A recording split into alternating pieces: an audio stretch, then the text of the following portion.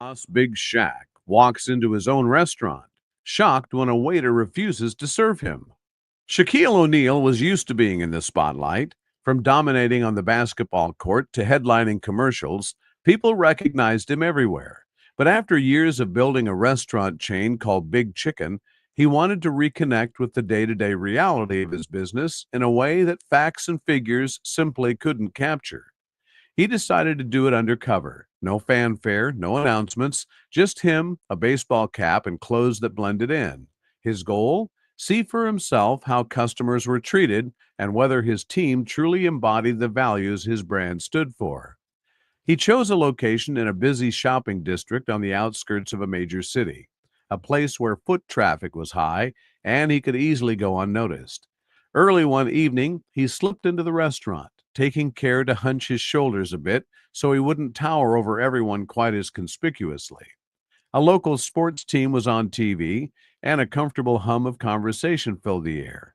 He took a seat near the back, grabbed a menu off the table, and waited. To his relief, no one recognized him at first glance. A hostess by the name of Carmen smiled as she passed, arms full of silverware. However, as the minutes ticked by, Shaq noticed something odd. Nobody approached him to offer water, check in, or even acknowledge his presence. He'd seen a man in a black apron, apparently a waiter, pass by several times, but the man never stopped at Shaq's table. Other customers who had arrived after him were placing orders, while Shaq was still sitting with a closed menu invisible to the staff. After waiting nearly 10 minutes, Shaq gently waved at the waiter to catch his attention. The man stopped, glanced at Shaq's casual hoodie and cap, then, out of a frustrated sigh, "We're busy right now," he said flatly. "You're going to have to wait." He didn't even bother to ask Shaq if he wanted a drink. Shaq politely nodded and let him walk away, though the experience left him stunned. This wasn't how his restaurant was supposed to operate. It had never been about quick burgers and profit margins alone. It was about hospitality, making people feel welcomed, and giving families and friends a space to enjoy a good meal and friendly service. Yet here he was at his own place, practically begging to be served. A few minutes later, still with no service, Shaq decided to get up and explore. Maybe this issue was just limited to one staffer. He approached the open kitchen area and spotted a female server briskly organizing plates on a tray. Her name tag read Anissa. Even in the midst of the rush, she stopped what she was doing and greeted Shaq with a patient smile. "Good evening," she said. "Have you been helped yet?" "Not exactly," Shaq answered, doing his best to keep his frustration in check. "I was wondering if I could place an order." "Of course," she said, frowning in concern. "I'm sorry for the delay. Let me take care of you." Shaq asked for a basic meal, a burger, fries, and a soda, nothing fancy. Anissa apologized again for the oversight and promised to get it out to him quickly. As she typed the order into the terminal, Shaq saw her discreetly glance around, as if she knew exactly why he'd been neglected. He sensed she was aware of who should have been serving him and that something wasn't right. While waiting for his meal, Shaq wandered the dining room. He saw families laughing, couples sharing appetizers, and small groups watching the game on televisions. This part of the restaurant felt right. But all the while, the waiter who brushed him off was standing behind the bar, scrolling through his phone. Whenever a customer approached the bar, the man looked irritated, as though their presence was a nuisance. Shaq wondered how many customers had left with a bad impression of his restaurant because of that attitude. By the time Shaq returned to his seat, Anissa had already placed the soda on his table. She hurried by a moment later to refill a water glass, her face earnest and apologetic. True to her word, she delivered the burger and fries soon after. Shaq thanked her warmly, biting into the burger with a thoughtful expression. It was good. His kitchen staff clearly knew what they were doing. But the real problem wasn't the food, it was how easily one rude server could overshadow everything else. He finished the meal, left a generous tip for Anissa, and decided that was enough undercover work for one night. The next step was to return as himself. The following day, Shaq arranged a meeting with the restaurant staff. He told the manager on duty that he'd be dropping by for a routine check. Word spread quickly that Shaquille O'Neal was coming to the restaurant, and excitement buzzed in the air.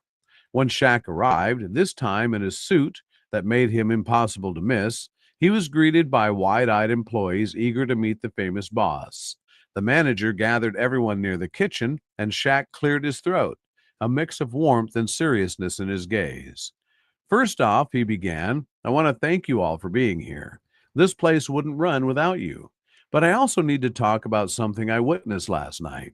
He described his undercover visit, how he'd come in quietly and had been ignored. He explained that a single moment of rudeness could ruin the carefully built reputation of the entire establishment. Eyes shifted around the group. Some staff members murmured to one another, trying to figure out who'd done it. Others looked guilty, perhaps recalling times they'd been less than attentive. Finally, Shaq turned his attention to the waiter who had refused to serve him. The young man, Jacob, stared at the floor, refusing to meet Shaq's eyes. Jacob, Shaq said, his voice steady but firm, I know last night was busy, but you completely dismissed me. No greeting, no offer of water, no courtesy at all. Do you understand why that's a problem? Jacob shifted uncomfortably. Yeah, I get it, he mumbled. I was swamped and I was having a bad day. Shaq nodded. Everyone has bad days, but when you're working in hospitality, every guest matters. I came in as a nobody and I was treated like I didn't belong. That can't happen here. Our brand is built on respect for everyone who walks through those doors. And if that's not something you can embrace, maybe this isn't the right place for you. Jacob paled but nodded. I understand, he said quietly. I'm sorry, Mr. O'Neill. I'll do better. Shaq turned to Anissa, who stood near the edge of the group with her eyes lowered, not wanting to appear boastful. I also want to recognize someone who did an outstanding job, he said, pointing toward her. I walked in as a stranger, and you took care of me without hesitation, even though it wasn't your section. That's the spirit we need here. Anissa blushed under the attention, but the staff clapped and cheered, relieved to see something positive come from the meeting. Shaq handed her a small envelope. Inside is a thank you bonus for stepping up. Keep showing us what good service looks like. We appreciate you. Shaq then addressed the entire team. I built Big Chicken to be a place where everyone feels welcome, from the high rollers to the average family on a Friday night. If we let customers slip through the cracks, if we make them feel unwelcome or like they're a problem, we fail our mission. It takes just one moment of indifference to overshadow 100 good moments. And as we expand, I'm trusting each of you to be that face of this company.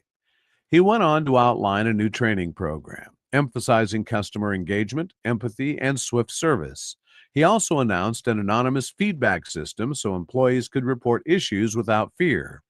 For servers like Jacob, it would be a wake-up call, an opportunity to change or move on. For those like Anissa, it was a chance to thrive in an environment that recognized her genuine care for customers. Over the next few weeks, the restaurant saw a shift. The manager implemented new guidelines, ensuring no table went unvisited for more than a minute. Jacob, under careful supervision, made a visible effort to greet every guest warmly. Anissa continued to excel, her natural friendliness shining through. The atmosphere began to match the vision Shaq had always had for his establishment, a warm, lively place that treated everyone with the same respect, whether they walked in wearing a business suit or simple hoodie. Shaq visited again a month later. This time he stepped through the door without disguise, and Jacob approached him almost immediately with a friendly hello. Anissa beamed from the next table over, busy chatting with a family. The place was alive with chatter, the kitchen humming with activity, and the staff seemed genuinely happy to be there. As Shaq took a seat, Jacob handed him a menu, adding, Let me know if there's anything I can get for you, sir. Thanks for coming in. It was a simple statement, but the sincerity was evident. Shaq thanked him and looked around. This was how it should have been all along. Kindness and respect and hard work were the pillars of Shaq's success, both on the court and in business. One undercover visit reminded him that no matter how big a brand got, it was the small, everyday interactions that truly defined it.